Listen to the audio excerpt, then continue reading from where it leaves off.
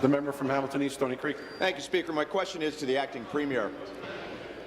Speaker, both the Liberals and the Conservatives have a disappointing record when it comes to health in West Niagara. Thousands of people had to rally in the 1990s to stop the Conservatives from shutting down West Lincoln Memorial Hospital. And they had to rally again, Speaker, in 2012 when the Liberals cancelled the new hospital redevelopment project. Today, the hospital is still in desperate need of replacement. We're hearing about serious challenges in the emergency department. And now, through Freedom of Information, New Democrats have learned that the medical and surgical beds at West Lincoln Memorial have been operating at over 100% capacity for the past 12 months straight. Speaker, why is this Liberal government forcing hospitals like West Lincoln Memorial to become dangerously overcrowded and forcing patients to pay the price? Thank you. Deputy Premier. To the Minister of Health and Long-Term Care. Minister of Health and Long-Term Care. Well, thank you, Mr. Speaker, and I appreciate the nicely timed question today.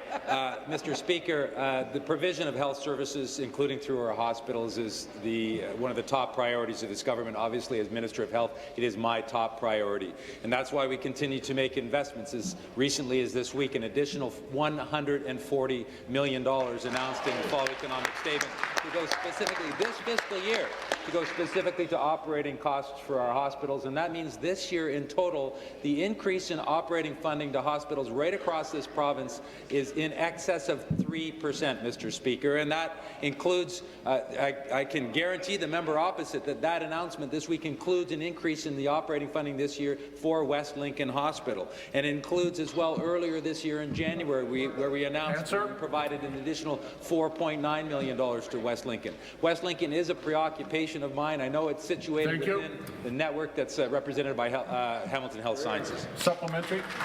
Thank you, Speaker. Actually, the Minister, I'm surprised at that answer. Medical and surgical beds should have maximum occupancy of 85 to 90%. He knows that as a physician.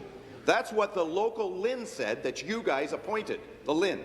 But under the Liberal government, West Lincoln medical and surgical beds have been forced to operate at over 100% capacity for 23 of the last 30 months. Wow. And this September, the occupancy rate soared to 120%. Wow. That's a shocking statistic, Speaker. The number represents real lives. It's real people who are forced to deal with overcrowded conditions and long waits in hospital hallways. When will this Liberal government get serious about the state of our hospitals? When will they finally tackle the dangerous overcrowding in Ontario hospitals? Thank you. Minister.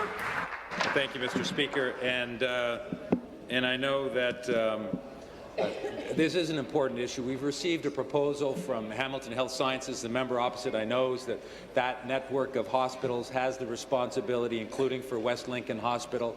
They have submitted a proposal and they've prioritized certain investments that they believe are both opportune and appropriate for West Lincoln as well as other hospital members of that network, and we're looking at that and we're working closely with Hamilton Health Sciences. I do also know that our member, or I should say, the Liberal hopefully the future member, the Liberal candidate running in the by-election in Niagara, Vicky Ringett, is strongly focused on working towards improving the conditions in the emergency in the hospital general at West Lincoln. It's one of her top priorities, and I know that it's an issue that's important to the individuals in that by-election. I suspect that's why the member raised it today, Mr. Speaker. Thank you. Final supplementary. Thank you, Speaker. West Lincoln Hospital has been operating at the current site since the 1940s. So on top of the dangerously high occupancy rate, the hospital's infrastructure is totally outdated. I toured it. It's pathetic. Once upon a time, the Liberal government knew that this hospital needed to be rebuilt. But in 2012 budget, the Liberals cancelled the redevelopment with a stroke of a pen. The people of West Niagara need quality health care in an updated facility.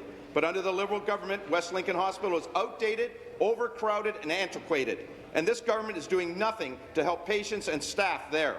When will this government stop doing what the Conservatives did? Stop cutting our hospitals and finally rebuild the West Lincoln Memorial Hospital, which services a large area and close to my constituency also. Thank you.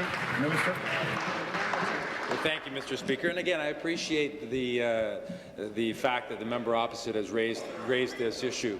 There is a process in place. I think that he would agree, I hope he would agree, that it's incumbent upon us to work with the LHIN and work with the local hospital network, the Hamilton Health Sciences Network, to determine the priorities, to look to them with regards to recommendations on how we can continue to build the health services throughout that entire region, just like we've committed to a new Niagara hospital, just like we've built a new hospital in St. Catharines, Mr. Speaker, that these are important investments and we'll continue to make them. In the meantime, I think that it is important that Ontarians, and particularly the people that utilize that hospital, understand that we made an additional nearly $5 million investment in the operating costs, or the capital costs earlier this year, as well as an increase announced just this week, which will provide additional funds to deal with some of those pressures, Mr. Speaker.